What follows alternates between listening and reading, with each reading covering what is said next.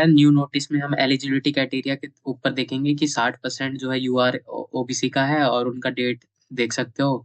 वहीं 55% रहेगा। ये पूरा डिटेल में हम बात करने वाले हैं, तो आइए फिर देखते हैं। ये ऑफिशियल नोटिस जो आ रखा है वो मैं दिखा देता हूँ। ये है आपका ऑफिशियल नोटिस। बट हम डिटेल में अब बात करेंगे इसके ऊपर कि आपका आईआईटी भुवनेश्वर का बीएससी बीएड के लिए क्या नोटिस आया है और क्या हमारा क्या रहेगा एलिजिबिलिटी। उसके ऊपर जो लेटेस्ट आ रखा है उसके ऊपर बात करेंगे। एकेडमिक ईयर की बात करें तो 2026 से लेकर 27 के बच्चों के लिए है ये। और आपको सातों सब्जेक्ट में कंपलसरी जो है अटेम्प्ट करने हैं हर एक क्वेश्चन को। मतलब हर एक को नहीं, बट सब्जेक्ट जितने भी आप सातों सब्जेक्ट हैं उनको आपको अटेम्प्ट करना है, ऐसा इन लोगों ने बोल रखा है। पार्टिसिपेट कर देना है आपको और अच्छा स्कोर करोगे तभी यहाँ मेरिट में नाम आएगा। स्पेशलाइजेशन की बात करें तो बीएससी बीएड का कोर्स आपको मिलेगा और इसके मेजर माइनर वगैरह सब चीज आप ले सकते हो, जैसे फिजिक्स मैथ केमिस्ट्री और इकोनॉमिक्स ऑफर किया जाता है। सातों सब्जेक्ट में अपियर हो जाना। 4 साल का कोर्स रहेगा। 7 सब्जेक्ट क्या क्या होंगे एनसीटी सब्जेक्ट में, तो ये अगर आपको नहीं पता तो प्लीज पता कर लो, आपके लिए जरूरी है ये चीज। मैं बता देता हूँ, 3 तो आपका यही रहेगा, फिजिक्स केमिस्ट्री मैथ हो गया। ठीक है, और बाकी 4 सब्जेक्ट जो रहेंगे, एक जीटी रहेगा, टीचिंग एप्टीट्यूड, और 2 लैंग्वेज रहेंगे। जो आई थिंक आपको पता होगा। ऑफिशियली जो क्राइटेरिया आ चुका है लेटेस्ट, बच्चों जो 2026 वाले जो बच्चे हैं उनके लिए मैं बता दूं, जो 26 में अभी अपीयर होने वाले हैं यहाँ पे, उनके लिए ऑफिशियली जो क्राइटेरिया है वो नोटिस में आ चुका है। और नोटिस कैसा दिखता है, कुछ इस तरीके से दिख रहा है। आप यहाँ इसे पढ़ सकते हो। जैसे 10+2 जो है आप पास होने चाहिए। और मिनिमम जो आपके 10+2 में जो 12th में आपका मिनिमम कितना स्कोर होना चाहिए वो कैटेगरी वाइज यहाँ पे लिखा गया है। उसी को मैं यहाँ अभी दिखाने वाला हूँ। जैसे यूआर और ईडब्ल्यूएस का बात करते हैं तो उनका बोला है कि 60% होना चाहिए 12वीं में। और सातों सब्जेक्ट में अपीयर होना चाहिए वो बच्चा जो एनसीटी का एग्जाम देगा 2026 में। सातों सब्जेक्ट जो अटेम्प्ट करना है सब में अपीयर होना है।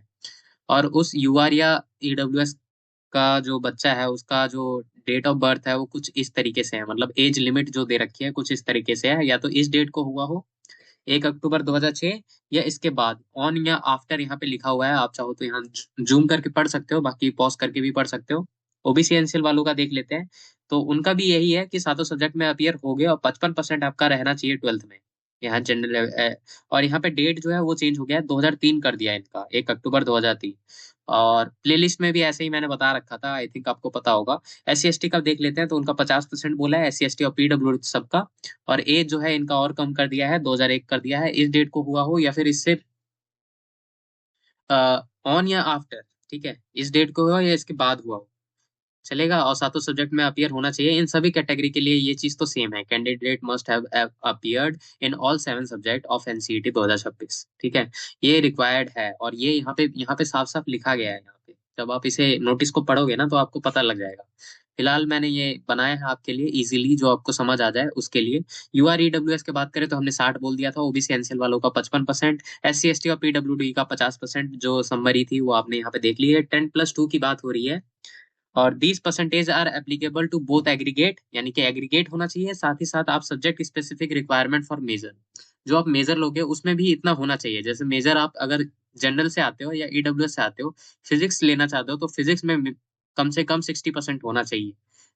ठीक है, जो मेजर सब्जेक्ट आप लोगे उसमें। ठीक है, मतलब मेन सब्जेक्ट में भी इतना होना चाहिए जो यहाँ लिखा गया है, फिजिक्स केमिस्ट्री मैथ बेसिकली। और यहाँ पे मेजर और माइनर आप क्या क्या लेना चाहते हो उसके अकॉर्डिंग यहाँ पे बात कर लेते हैं। जैसे फिजिक्स है पहला। फिजिक्स में अगर आप मेजर लेना चाहते हो तो must have return NCET 2026 with physics domain. आपका फिजिक्स डोमेन होना चाहिए अगर फिजिक्स ले रहे हो तो यहाँ पे मेजर में। ठीक है, मेजर लिख दिया है मैंने यहाँ पे। और must have study physics and mathematics and 10+2, मतलब 12th में आपके पास फिजिक्स और मैथ होना जरूरी है। और 10+2 में आपका यूआर कैटेगरी से हो तो 60% होना चाहिए फिजिक्स में, क्योंकि हम फिजिक्स की बात कर रहे हैं। और ओबीसी वालों का 55%, SC ST और पीडब्ल्यूडी का 50%। ठीक है, तो मतलब फिजिक्स में भी क्राइटेरिया फुलफिल करना ही है परसेंटेज वाला। एग्रीगेट तो करना ही करना है, साथ ही साथ फिजिक्स जो आप मेजर लेने वाले हो, जैसे फिजिक्स का मैंने बता दिया, अब केमिस्ट्री का बताता हूँ। केमिस्ट्री का डोमेन आपने चूज किया हो अगर केमिस्ट्री मेजर लेना चाहते हो तो। रुक जाओ, एक चीज छूट गया, फिजिक्स में यहाँ माइनर के लिए भी लिखा गया है कि आपने फिजिक्स और मैथ जो है माइनर अगर आप लेना चाहते हो फिजिक्स, तो आपके 10+2 में होना चाहिए, मतलब 12th में होना चाहिए ये चीज।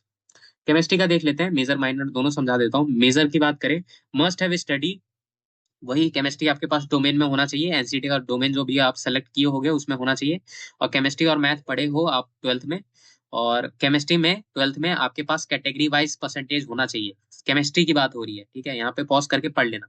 और वही केमिस्ट्री में अगर आप माइनर करना चाहते हो इस कॉलेज मतलब इस आईआईटी भुवनेश्वर के द्वारा, तो आपके पास केमिस्ट्री और मैथ होना चाहिए क्लास ट्वेल्थ में, और आपने ये चीज पढ़ा हो। ठीक है, तो ये बात हो गई केमिस्ट्री की। इसी तरह मैथ का भी है, सेम है, कुछ नहीं है, बस डोमेन में आपका मैथ होना चाहिए। अप्लाइड मैथ भी चलेगा, यहाँ पे अप्लाइड मैथ भी इन लोगों ने बोल दिया है कि अप्लाइड मैथ भी चलेगा। और must have study mathematics, math आपने ट्वेल्थ में पढ़ा हो, और मैथ में आपका यूआर या से आते हो तो 60% होना चाहिए ट्वेल्थ में। ओबीसी में 55%, ये मैथ की बात हो रही है, मैथ में एग्रीगेट की बात हो रही है, मैथ में इतना परसेंट होना चाहिए। और कैटेगरी वाइज देख लेना, एस सी एस टी और पीडब्ल्यूडी का 50% है यहाँ पे लिखा हुआ। और ट्वेल्थ में आपने मैथ पढ़ा हो और स्टडी किया हो, ये चीज मैथ वालों का। मेजर और माइनर लेना चाहते हो तो उसकी एलिजिबिलिटी क्राइटेरिया अलग अलग है, मैं एक एक करके बता चुका हूँ। अब इकोनॉमिक्स का देख लेते हैं। तो इकोनॉमिक्स वालों के लिए, अगर आप मैथ मैथ वाले स्टूडेंट हो 10+2 में, आईआईटी में केवल मैथ वाले बच्चे ही एलिजिबल हैं, इस बात का ध्यान रखना, मैथ है तो आप एलिजिबल हो। इकोनॉमिक्स लेना चाहते हो तो मैथ आपके पास होना चाहिए। डोमेन में आप जो लेना चाहो ले लो, यहाँ पे डोमेन का नहीं लिखा गया। मतलब डोमेन में वही लोगे ना, मेजर माइनर जो भी है, फिजिक्स केमिस्ट्री मैथ ही लोगे ना, यही 3 ऑप्शन है। 10+2 में यूआर ईडब्ल्यूएस में आते हो तो 60% मैथ में होना चाहिए, 55% होना चाहिए ओबीसी वालों का, और 50% होना चाहिए एस सी एस टी और पीडब्ल्यूडी का मैथ में। वहीं अगर आप इकोनॉमिक्स को माइनर लेना चाहते हो तो मैथ आपने पढ़ा हो तो आप माइनर यहाँ पे ले सकते हो। आई होप कि आप लोग समझ गए होंगे, तीनों का मैंने बता दिया। फिजिक्स में क्या लेना चाहते हो, मेजर के लिए क्या एलिजिबिलिटी क्राइटेरिया है, और माइनर के लिए क्या, वो मैंने बता दिया। केमिस्ट्री का भी बता दिया, आप पॉज करके प्लीज पढ़ लो। मैथ का भी बता दिया मैंने, और इकोनॉमिक्स का भी बता दिया। चारों सब्जेक्ट का ऑप्शन मिलता है आप लोगों को, दोनों का अलग अलग है। आप पढ़ लो कि ट्वेल्थ में क्या होना चाहिए। तो मेजर माइनर आप लोगों ने समझ लिया, मेजर माइनर कैसे मिलेगा और क्या एलिजिबिलिटी क्राइटेरिया है। और साथ ही साथ ये एज का ध्यान रखना कि मैंने जैसे यूआर ईडब्ल्यूएस का एज अलग है, ओबीसी एनसीएल वालों का एज अलग है। और मतलब यहाँ पे ड्रॉपर का अकॉर्डिंग नहीं है कि आप किसी कितने ईयर का ड्रॉप लेके बैठे हो, आपका एज लिमिट है बस लगा हुआ है यहाँ पे। एज लिमिट अगर आप फुलफिल कर पा रहे हो तो आप एलिजिबल हो यहाँ पे। जैसे यूआर का मैं दिखा देता हूँ, ये है, और ईडब्ल्यूएस का भी यही है, ओबीसी एनसीएल वालों का ये है, और एस सी एस टी का ये है। एज अलग अलग है, समरी मैंने दिखा दिया था आप लोगों को। अब यहाँ पे देखो कि पोर्टल जो है अभी आया नहीं है, आने वाला है, अभी टाइम है। जब आपका एग्जाम हो जाएगा उसके बाद, जब रिजल्ट आ जाता है उससे उसके बाद ये अपना पोर्टल लॉन्च कर देते हैं। ठीक है, उसके बाद अब आपको ज्यादा इंपॉर्टेंट जो डिटेल है वो आपको पता होना चाहिए कि सातों सब्जेक्ट में अपियर हो जाना, तभी आप यहाँ पे एंट्री ले पाओगे आईटेप के लिए। और टेलीग्राम को हो सके तो ज्वाइन कर लेना, वहाँ वहीं पे काउंसलिंग से रिलेटेड जितना भी अपडेट है मैं वहीं देता हूँ टेलीग्राम पे। तो कुछ समय बाद वहाँ पे एक्टिव हो जाऊंगा मैं। तो आई होप आप लोगों को ये चीज समझ आ गया होगा, जितना भी इम्पोर्टेंट डिटेल आया था इसमें, वो मैंने आप लोगों को बता दिया है कि क्या डेट होना चाहिए कैटेगरी वाइज। यहाँ पे वही चीज लिखा गया है। ठीक है, आप चाहो तो इसे भी पढ़ सकते हो, ये ऑफिशियली जो आ रखा है, ये आप देख सकते हो, आईआईटी भुवनेश्वर का ऑफिशियली जो आया था, इसी को मैंने अभी आपको इजी लैंग्वेज में वहाँ पे आपको समझा दिया है। ठीक है, यहाँ पे भी आप लोगों को समझ आ जाएगा, कोई खास प्रॉब्लम आएगा नहीं। तो आप यहाँ पे देख सकते हो कि एडमिशन अगर मैथ को मेजर लेना चाहते हो तो क्या है, वहीं आप माइनर चाहते हो तो क्या क्या क्या कंडीशन है, वही चीज है सेम जो मैंने अभी आप लोगों को बताया, वही चीज है। आप चाहो तो इसे पढ़ लेना, कोई दिक्कत नहीं है। इस पीडीएफ को पढ़ सकते हो, अब ऑफिशियली आपको ये पीडीएफ मिल जाएगा इनके वेबसाइट पे। बाकी आप चाहो तो जो मैंने इसे बताया आप लोगों को, इसे इसे भी फॉलो कर सकते हो। एलिजिबिलिटी क्राइटेरिया भी बता दिया मैंने आप लोगों को। ठीक है, एलिजिबिलिटी क्राइटेरिया भी बता दिया, और किस सब्जेक्ट में है उसके अकॉर्डिंग भी बता दिया। पोर्टल अभी आया नहीं है, आने वाला है। तो ऑफिशियली जितना भी नोटिस था वो मैंने आप लोगों को बता दिया, जो ऑफिशियली नोटिस आ रखा है। इसको बनाने में, वीडियो बनाने में थोड़ा टाइम लग गया, क्योंकि मैं ये थोड़ा इस पे काम कर रहा था तो इसमें टाइम लग गया। ठीक है, कोई ना, आप लोगों को अपडेट देना था, मिल गया होगा आई होप कि अपडेट 10 मिनट होने को है। तो थैंक यू वीडियो देखने के लिए।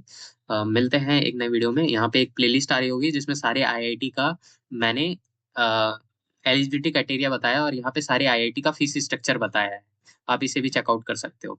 सारे आईआईटी का फीस यहाँ पे आपको दिख रहा होगा, पर ईयर मतलब कितना फीस लगेगा इस वीडियो में आपको पता लग जाएगा। धन्यवाद।